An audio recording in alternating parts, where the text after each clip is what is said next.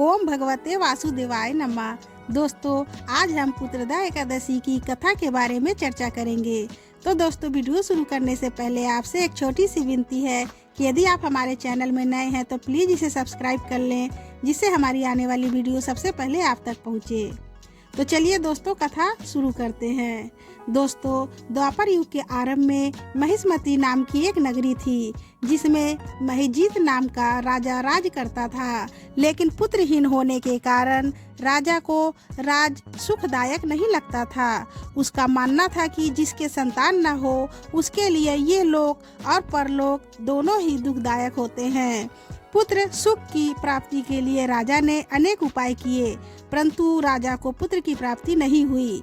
वृद्धावस्था आती देखकर राजा ने प्रजा के प्रतिनिधियों को बुलाया और कहा, हे प्रजाजनों, मेरे खजाने में अन्याय से कमाया हुआ धन नहीं है। ना मैंने कभी देवताओं तथा ब्राह्मणों का धन छीना है। किसी दूसरे की धरोहर भी मैंने नहीं ली। प्रजा को पुत्र के समान पाला। मैं अपराधियों को पुत्र तथा बंधुओं की तरह दंड देता था। कभी किसी से घृणा नहीं की। सबको समान माना हूँ। सज्जनों की सदा पूजा करता हूँ। इस प्रकार धर्म युक्त राज करते हुए भी मेरे पुत्र नहीं हैं, सो मैं अत्यंत दुख पा रहा हूँ। इसका क्या कारण है? राजा महिजीत की इस बात को विचारने के लिए मंत्री तथा प्रजा के प्रतिनिधि वन को गए। वहाँ बड़े बड़े ऋषि मुनियों के दर्शन किए। राजा की उत्तम कामना की पूर्ति के लिए किसी श्रेष्ठ तपस्वी मुनि को देखते फिरते रहे। तभी उन्होंने एक अत्यंत वृद्ध धर्म के ज्ञाता, बड़े तपस्वी, परमात्मा में मन लगाए हुए, निराहार, जी आत्मा, जी क्रोध, सनातन धर्म के गुण तत्वों को जानने वाले, समस्त शास्त्रों के ज्ञाता महात्मा लोमस मुनि को देखा। तब सबने जाकर ऋषि को प्रणाम किया। उन लोगों को देखकर ऋषि ने पूछा कि आप लोग किस कारण से आए हैं? निसंदेह मैं आप लोगों का हित करूंगा। मेरा जन्म केवल दूसरों के उपकार के लिए हुआ है, इसमें संदेह मत करो। लोमस ऋषि के ऐसे वचन सुनकर सब लोग बोले, हे महर्षि, आप हमारी बात जानने में ब्रह्मा से भी अधिक समर्थ हैं, अतः आप हमारे इस संदेह को दूर कीजिए। महिष्मती नगरी का धर्मात्मा राजा महिजीत प्रजा का पुत्र के समान पालन करता है, फिर भी वो पुत्रहीन होने के कारण दुखी है। उन लोगों के आगे कहा कि हम लोग उसकी प्रजा हैं, अतः उनके दुख से हम भी दुखी हैं। आपके दर्शन से हमें पूर्ण विश्वास है कि हमारा ये संकट अवश्य दूर हो जाएगा, क्योंकि महान पुरुषों के दर्शन मात्र से अनेक कष्ट दूर हो जाते हैं। अब आप कृपा करके राजा के पुत्र होने का उपाय बताएं।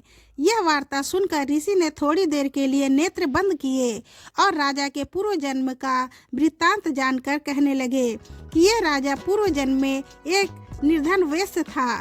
निर्धन होने के कारण इसने कई बुरे कर्म किए। यह एक गांव से दूसरे गांव व्यापार करने जाया करता था। एक समय जेठ मास के शुक्ल पक्ष की द्वादशी के दिन मध्याह्न के समय वे एक जलाशय में जल पीने गया। वो 2 दिन से भूखा प्यासा था। उसी स्थान पर एक तत्काल ही ब्याई हुई प्यासी गौ जल पी रही थी। राजा ने उस प्यासी गाय को जल पीते हुए हटा दिया और स्वयं जल पीने लगा। इसलिए राजा को यह दुख सहना पड़ा। एकादशी के दिन भूखा रहने के कारण वो राजा हुआ और प्यासी गाय को जल पीते हुए हटाने के कारण राजा को पुत्र वियोग का दुख सहना पड़ रहा है। ऐसा सुनकर सब लोग कहने लगे कि हे ऋषि, शास्त्रों में पापों का प्रायश्चित भी लिखा है, अतः जिस प्रकार राजा का ये पाप नष्ट हो जाए, कोई ऐसा उपाय बताइए। लोमस मुनि कहने लगे कि सावन शुक्ल पक्ष की एकादशी को, जिसे पुत्रदा एकादशी भी कहते हैं, तुम सब लोग व्रत करो और रात्रि को जागरण अवश्य करना। इससे राजा का ये पूर्व जन्म का पाप अवश्य नष्ट हो जाएगा, साथ ही राजा को पुत्र की प्राप्ति भी होगी। लोमस ऋषि के ऐसे वचन सुनकर सारी प्रजा नगर को वापस लौट आई और जब सावन शुक्ल एकादशी आई तो ऋषि की आज्ञा अनुसार सबने पुत्रदा एकादशी का व्रत और जागरण किया। इसके पश्चात द्वादशी के दिन इसके पुण्य का फल राजा को दिया गया। उस पुण्य के प्रभाव से रानी ने गर्भ धारण किया और प्रसव काल समाप्त होने पर उसके घर एक तेजस्वी पुत्र का जन्म हुआ। इसलिए हे राजन, इस सावन शुक्ल एकादशी का नाम पुत्रदा पड़ा। अतः संतान सुख की इच्छा हासिल करने वाले इस व्रत को अवश्य करें। जो भक्तगण इस कथा को सुनते हैं उनके सारे पाप नष्ट हो जाते हैं और इस लोक में संतान सुख प्राप्त भोग कर परलोक में स्वर्ग प्राप्त करते हैं। तो दोस्तों, हमारी वीडियो आपको पसंद आई हो तो प्लीज इसे लाइक करें, शेयर करें और हमारे चैनल को सब्सक्राइब करना ना भूलें। जो भक्तगण इस कथा का फल प्राप्त करना चाहते हैं वो कमेंट में ओम भगवते वासुदेवाय नमः जरूर लिखें। धन्यवाद।